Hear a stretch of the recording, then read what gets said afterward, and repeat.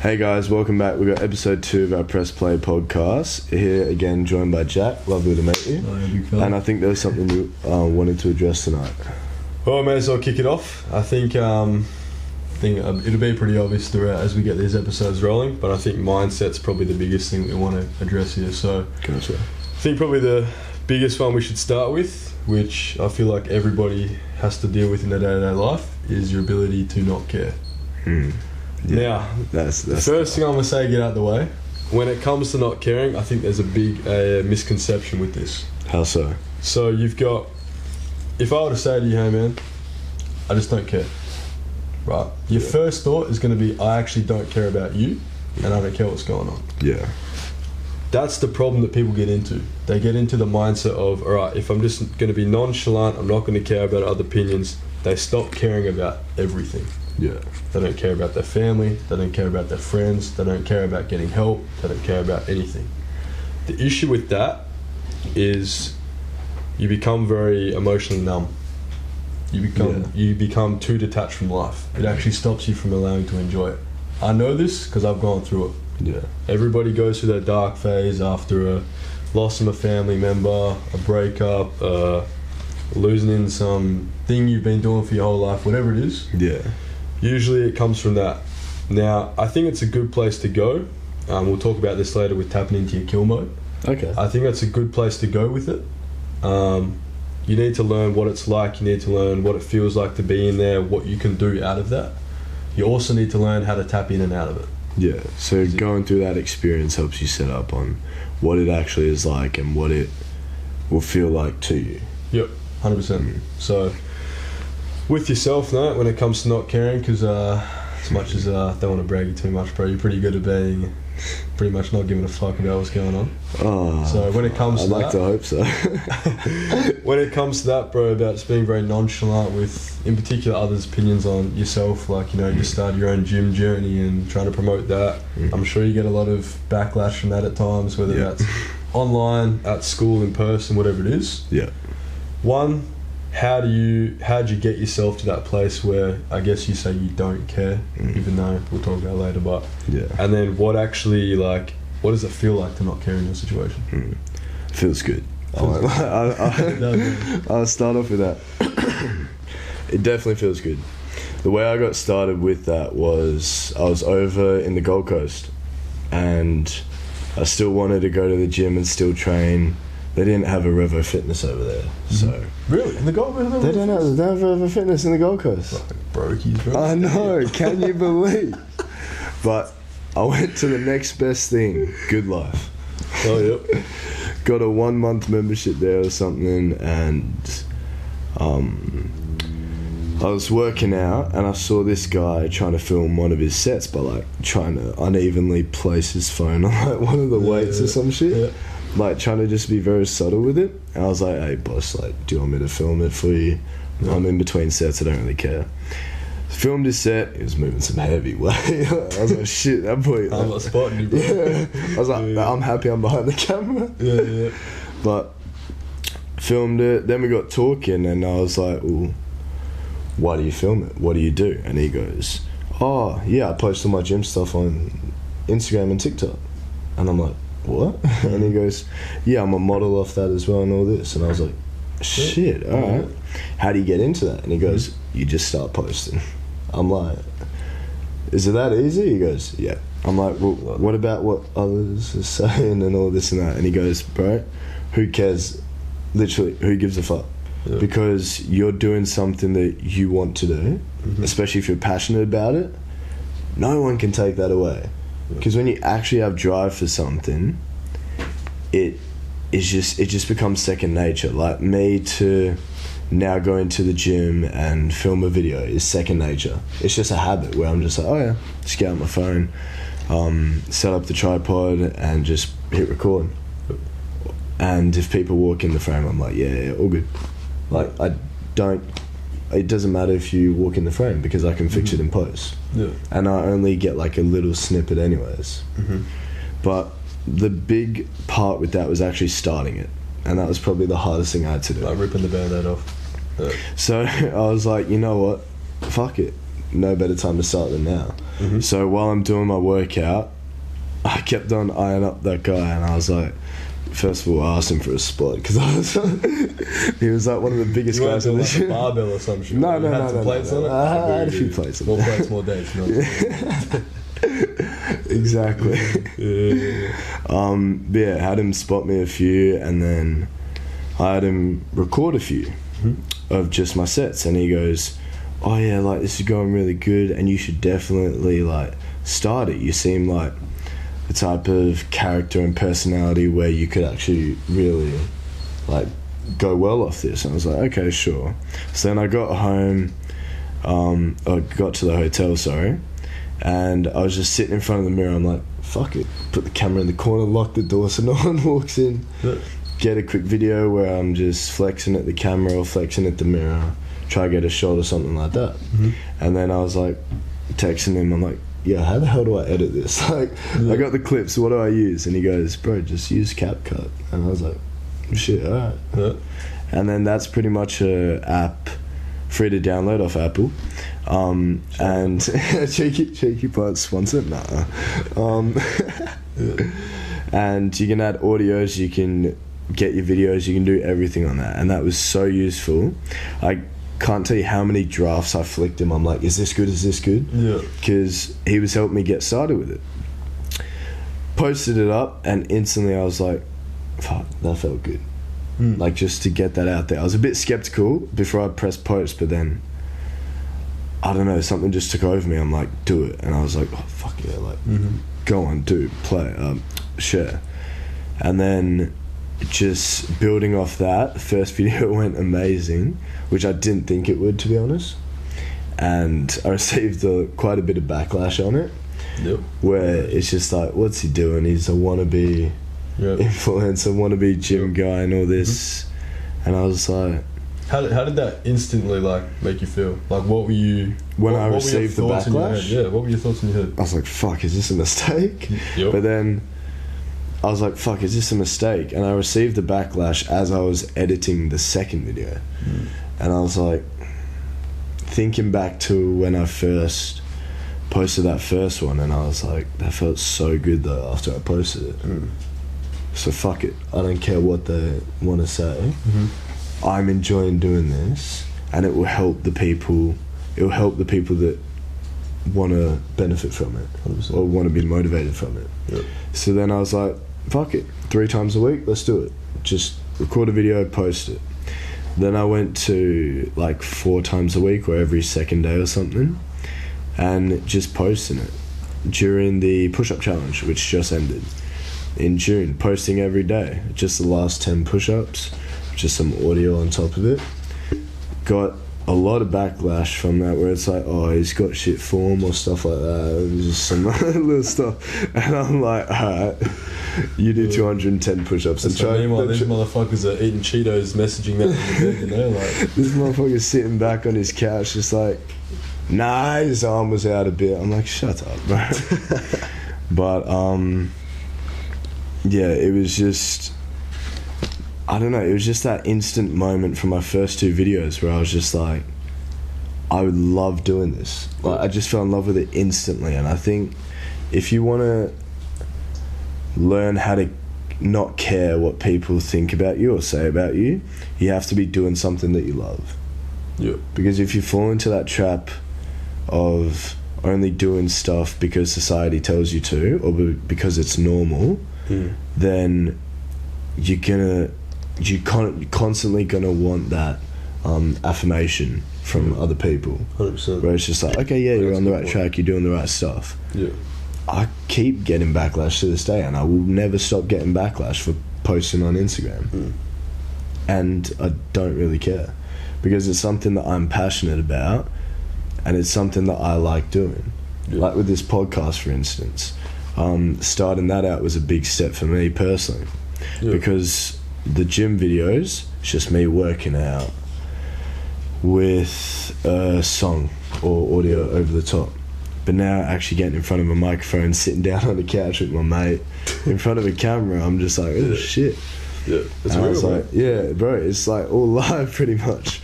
And I was like, yeah, definitely gonna cop some backlash off this, and did a little bit, but I love doing it, which is why I want to keep doing it and just keep growing off that. 100%. What about yourself in the sense where not caring about what others think with your basketball, like, and your just whole career, and how that was growing up through high school to get where you went to the States twice? Yeah, well, it's an interesting one now because obviously I don't play, but I always like to, even just when I'm talking about things in general, I always compare it to basketball. Like, we use an analogy to do with basketball, or if it's you, like with the gym or something. So in terms of if I relate to basketball, how I found out not to care, because you must receive like a lot of, I guess, backlash in the sense where it's like, especially going through Wobble or trying to get into D-League or NBL 1, or to then get into the academies and prep schools you went to. Yeah. You must have received a lot of like backlash. It's like, why are you doing this? You're not going anywhere. 100%, bro. And I think this is something that a lot of people don't realise too. And I can really only speak from like an athlete's point of view, because I've never really like, I mean, I do sales now, but I've never really worked in like a business industry or really did much with school apart from just playing sports and shit. So I only really know things from an athlete's point of view. Now I know I'm still human, but I don't know, I just feel like athletes is kind of like a separate category. Like, we all kind of have a very similar lifestyle. But when it comes to being an athlete or just playing sport in general, and you actually try and take it seriously, like, I don't think people understand, like, not just how much shit you get, but where it comes from. Like, people just think it's just from teammates or guys on the court. Nah, bro, this is like a guy you go to school with. This is a guy you see at the shopping centre. This is... What would an example of that be? Bro, like, obviously I'm not going to name names, but even just like the places where you work at. People who have heard you from a friend and a friend, they're like, oh, you're trying to go D1? Bro, what are you trying to do, bro? Right? Like, things like that. And you don't even know this person. They get one word in, yeah, and the funny part is, like, especially when you don't even know the person, that's no disrespect, that's just they've heard your name or seen a video of you and they're like, exactly. Oh, you're that guy. It's like the stuff with the Instagram as well. Yeah. Like, and you're just like, oh, bro, like, what's your point? And don't get me wrong, up until probably I was like 17 years old, it used to get to me every single day, bro. I'd be thinking about this in my sleep. Why did it stop? Well, it stopped because I realised a very positive way to look at it is that, and we talk about this all the time, but in terms of like not caring about what someone says, it's not that you don't care about it, it's just you understand where it comes from. Yeah. So. Oh, yeah, 100%. And this is what I was trying to talk about, being emotionally numb. Even to this day, even though I could say I don't care about what someone says, or like, yeah, cool, like I'm unfazed by it, it's not that I don't care about it. Of course I care. I understand, I hear where it comes from, I feel it, I hear the words. It's not like I'm deaf. Yeah. But I know where it comes from. It comes from a place of hurt and a place of insecurity. And they're jealousy. Only going to say something negative to you if you have two things. If you're even with them or you're above them. It's a famous line I always say, and I preach it. Hate never comes from above. If someone is better than you, they're not going to shit on you, bro. Yeah. That's just a fact. It brings me back to this quote I saw the other day. Yeah. You'll never find a hater doing better than you, which relates to the hate never comes from above. Yeah. Because why would someone above you be hating on what you're doing? Yeah. And it's everyone that's below you. You know why? Why? Because someone who's above you has been where you were. They know the struggles, they know the sacrifices, they know everything that you've had to make to get to where you are. Yep. And they know where you're going to go. That's why if you surround yourself with people with like big dreams and ambitions and goals, if you say something in a room of like, let's say 9 small-minded people, 1 big-minded person, all the small-minded people are going to laugh when you say your absolutely ludicrous dream. That one big-minded person is the only one in the corner sitting in silent because he knows it's going to happen because he was there. He's probably smiling at you too. He's probably having a cheeky little grin at you going, you know what you're doing, this motherfucker's going to go there. Yeah. Like, he's going to do it.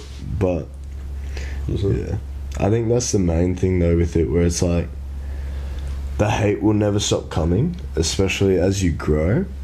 You just have to learn to live with it and use it as fuel, I'd say. Or just keep pushing. I mean that'll actually tie into what we'll talk about later about your drive to succeed. But just like you said with the fuel, like you can either look at things in life as it's a fuel to push you further, or what I do is I just reframe it. How do you mean reframe it? So Give us an example. I look at it from a different angle. So for example, like what we just said, someone's talking shit about you. I look at it as they either want what I have or they don't have what I've got. Yeah. Right. Like they want it, or they're on the same level. We're competing. That's why they envy me. But I want to make a very clear statement too. Like, just because I know that I'm doing better, or I've got a better result, or I'm in a more successful place than them, it doesn't mean that, one, I think I'm a better person than them, but it also doesn't mean that I dislike them either. Oh, exactly, yeah. And that's something that, I guess it kind of goes off topic, but you probably have this too, right? It's going to be very bit controversial right now, but let's just let it get out. Interesting. I'm going to have to get my piece in after this. Make sure the door's locked. Let me have a sip to make sure I'm refreshed. Shout out to Shine too, by the way. Best energy drink I've ever had, no joke.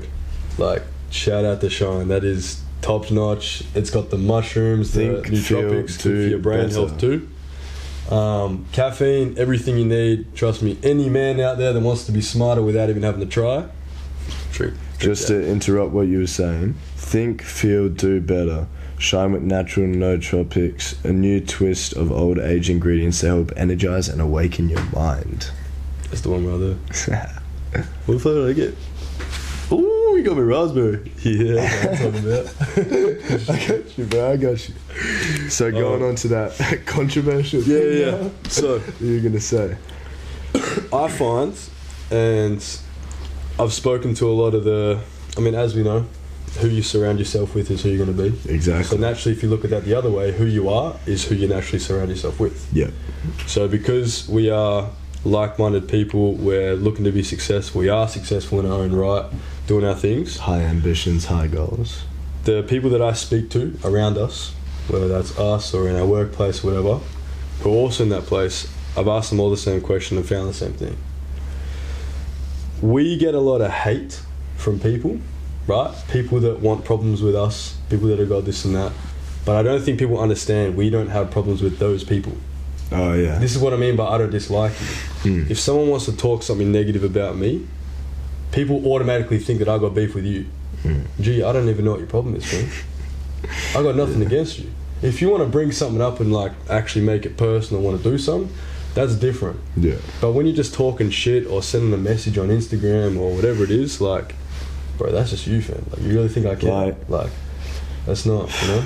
Yeah, especially when you talk about like Instagram messages, just getting that, and I just look at it, I'm just like, I literally, bro, I laugh. I look at that shit, I'm just like, but then I also feel bad for them, because I'm like, maybe that's who they surround themselves with. Yeah. Maybe that's where they're at in their life. They don't know better. Oh, yeah. In the sense where it's like, mate, we're all human, we're all the same people, we all have the same struggles, we're all just going about our lives in our own way. Hold up, need to take a break just for a bit of a laugh. Tell me the funniest shit some haters sent to you on Instagram, because I got a good one and it came down a couple of days ago, bro. Can I find it and read out the screenshot? I'll tell you mine in the meantime. Right. So had this dude, so low key you know how I used to have like TikTok and shit? So I used to post like some hell light skin stuff. I remember like, I'm that talking shit. Some, no joke, some pretty gay ass shit. But you know, everybody's gonna make sure they're looking pretty and shit, you know? So I was putting some like, you know them TikToks, you know what I'm saying? Dudes trying to make themselves look handsome and shit. I was doing all that shit. Like, won't do it again, shout out, but like, you know, go do what you gotta do. And I post this one, I deleted the account or whatever, right? And this guy sends me a message.